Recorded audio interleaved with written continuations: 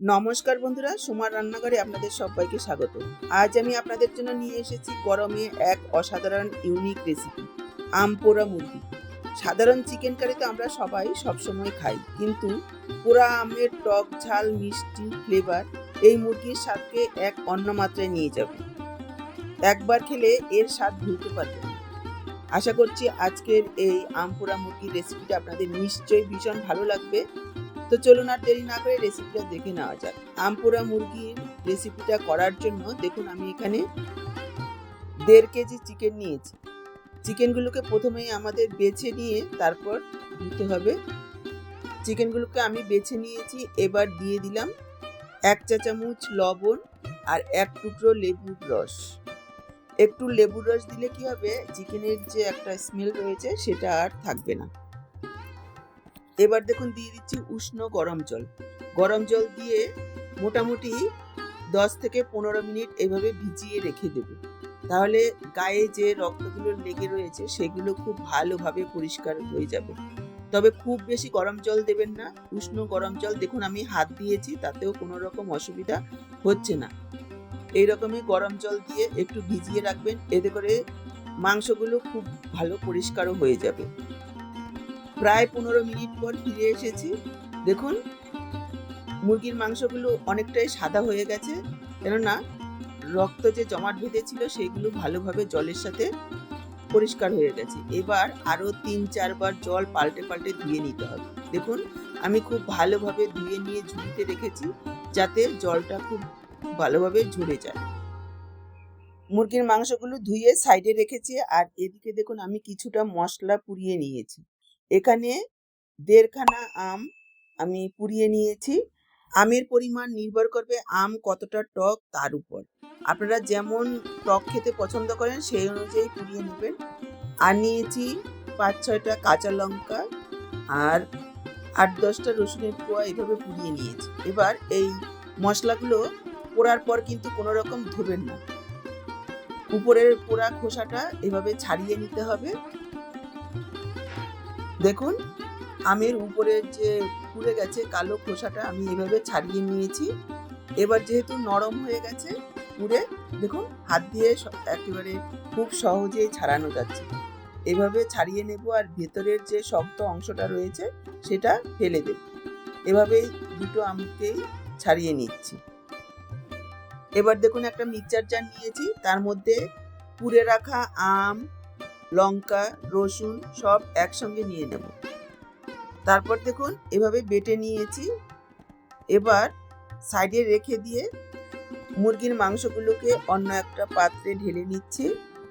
মাংসগুলোকে একটু ম্যারিনেট করে নেব। তার জন্য দেখুন দিয়ে দিচ্ছি পরিমাণ মতো লবণ, দিয়ে দিচ্ছি বেটে রাখা মশলা, আর দিয়ে দিচ্ছি একটু গুড়। আমি এখানে গুড় দিচ্ছি, আপনারা চাইলে চিনিও দিতে পারেন।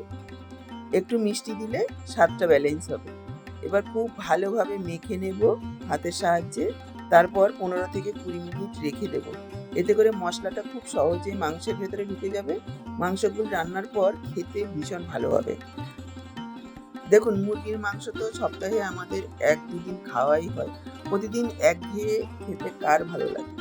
মাঝে মাঝে যদি এইভাবে একটু অন্যরকম স্বাদে রান্না করা যায়, তাহলে পরিবারের সবাই খেয়ে বেশ তৃপ্তি পাবে।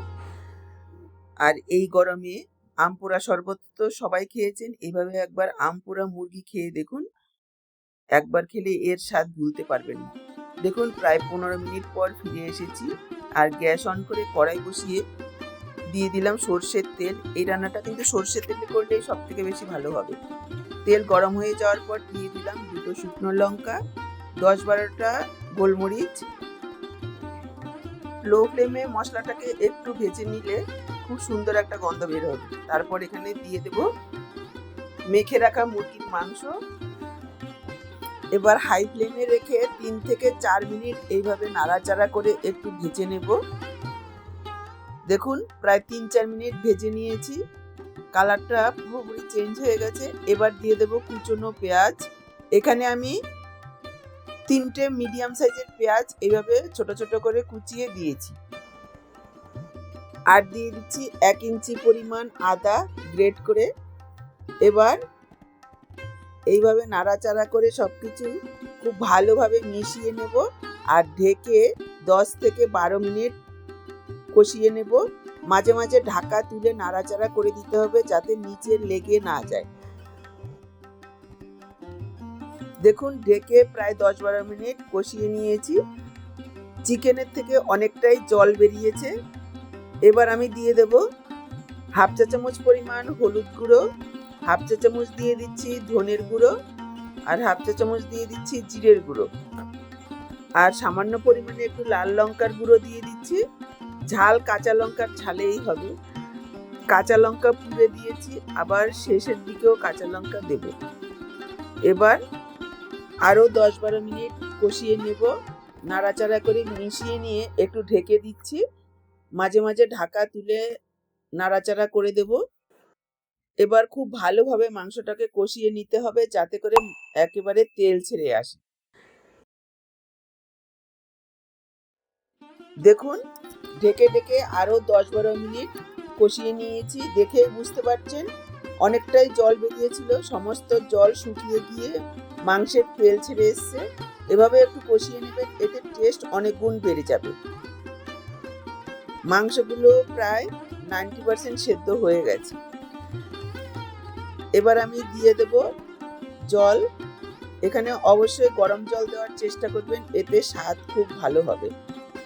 আমি এখানে 2 কাপ পরিমাণ জল গরম করে দিয়েছি। জলের পরিমাণ এখানে আপনারা যেমন ঝোল রাখতে ভালোবাসেন সেরকমই দেবেন। কেউ একটু পাতলা খেতে ভালোবাসে, আবার কেউ একটু শুকনো শুকনো। এটা দুরকমই করা যাবে, যেমন খুশি। আমি একটু মাখো মাখো করব সেই পরিমাণে দিয়েছি। এবার মিশিয়ে নিয়ে ঢেকে আরও 10-12 মিনিট রান্না করে নেব যাতে মাংসগুলো খুব সুন্দরভাবে সুসেদ্ধ হয়ে যায়। দেখুন ঢেকে দিয়ে মিডিয়াম লো ফ্লেমে আরও 10-12 মিনিট রান্না করে নিয়েছি। একেবারে মাখো মাখো হয়ে গেছে আর মাংসগুলো খুব সুন্দর সেদ্ধ হয়ে গেছে। দেখেই বুঝতে পারছেন হাড়ের থেকে মাংসগুলো আলাদা হয়ে যাচ্ছে। এই সময় আপনারা ঝাল লবণটা একটু চেক করে নেবেন। দিয়ে দিচ্ছি 2-3টে কাঁচা লঙ্কা। কাঁচা লঙ্কাগুলোকে আমি গোটাই দিয়েছি। শেষের দিকে একটু কাঁচা লঙ্কা দিলে কাঁচা লঙ্কার সুন্দর একটা গন্ধ হবে। এবার মিশিয়ে নিয়ে ঢেকে রেখে দেবো 5 মিনিট। 5 মিনিট পর দেখুন একদম তৈরি, একেবারে সহজভাবে দারুণ টেস্টি আম পোড়া মুরগি। গরমের দুপুরে ভাতের সাথে এইভাবে একবার রান্না করে খেয়ে দেখুন আর কমেন্টে জানান যে আপনাদের কেমন লাগলো। আজকের এই ভিডিওটা দেখে যদি ভালো লাগে অবশ্যই একটা লাইক করে ভিডিওটাকে শেয়ার করে দেবেন। ইউটিউব থেকে যদি নতুন দেখছেন এইরকমই ঘরোয়া দারুণ টেস্টি রেসিপিগুলো পাওয়ার জন্য চ্যানেলটাকে সাবস্ক্রাইব করে সাথেই থাকবেন। বেল বাটনটা অল করে দিলে আমার দেওয়া যে কোনো রেসিপির আপডেট সবার আগে আপনাদের কাছে পৌঁছে যাবে। আজকে এই পর্যন্ত, আবার দেখা হবে নতুন কোনো রেসিপির সাথে। সবাই ভালো থাকুন, সুস্থ থাকুন।